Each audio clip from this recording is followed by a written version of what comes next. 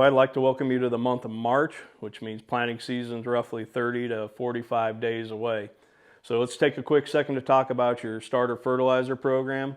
Some of you have the option to go 2x2, which gives us a lot of flexibility in the amount of nutrients we can place by the seed. But for those of you that are in furrow, I want to talk through some key things. In furrow is great because we can place some fertility, some products right by that seed. As that initial root growth happens right in that seed zone, we're able to take up some very important things, such as phosphorus, initial nitrogen to get that plant off and going, especially if we're in cold, wet growing conditions. Having the availability of some fertilizer right there, when maybe the soil's a little slow on mineralizing nutrients to that plant, is really important. We need to make sure, though, our fertilizer source is safe. There's some different derivatives, some different formulations of NP and K that we can use that are safer versus others. We definitely don't want to kill emergence or hurt our emergence by stunning seeds.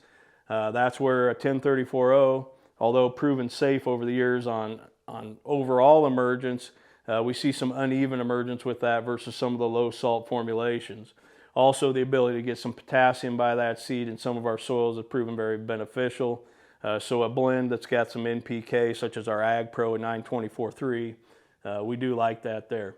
There are some enhancements to keep phosphorus available from tying up to calcium right away in the soil. We have that in our Pro Lock, along with some fulvic acid and some zinc, which are very important.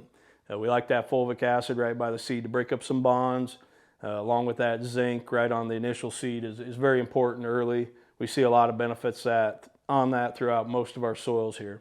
When we look at PGRs, growth regulators, it can kind of push, kind of a steroid shot to push that plant along. We can do that on the seed, but we can also do that in furrow. Those are good solutions, especially again, typically in Nebraska, we see some cool, wet conditions at some point during emergence. Maybe not early, but maybe 2 weeks into planting season, we hit that cold snap. These help mitigate some of that risk, get good root development, get that good initial shoot development, get that plant off to a good start. And then finally, the category that's really kind of taken off. I have my thoughts on this with biologicals. There's some good and some bad. I think we, number one, have to understand, why are we doing this? Do we need the microbes that we're putting in the tank? Is that something that is native already? What kind of microbes are we putting in? What classes of families? Just like with herbicides, there are different families, different classes. Certain microbes work on certain nutrients. So understand the why of what we're putting in when we go into these biologicals. We do have ransom that's been very effective for us.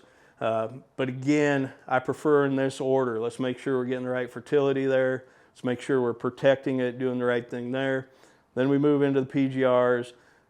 Then last, if you're doing all those things right, let's move into some of the biologicals. You're welcome to try them. But this is still a new frontier. Regardless of what everybody's telling you out there, there's a lot of ideas being thrown around, but make sure you understand why you're doing it, what's in your product, and how you're proceeding forward. So real quick, we want to make sure you're safe, get that seed out of the ground. Number one goal is even emergence.